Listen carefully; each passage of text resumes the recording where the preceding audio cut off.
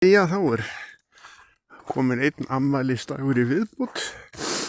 Nú ég orðinn 39 ára gamall og við pabbi áttum afmæli sama dag, eða eigum afmæli sama dag, og hann kom einu sinni með mér að ganga í Seldal og nú ég komin í Seldal aftur með hundana mína, eins og ég geri á hverjum einasta degi, nema þegar verstu veður En hér ég sem sagt og búinn að fá margar mjög fallegar afmæliskveðjur í dag í tilefni að 39 ára afmælinu.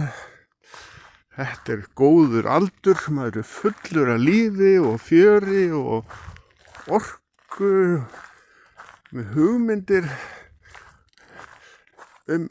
ýmislegt og já, þannig að ég þakka ykkur bara fyrir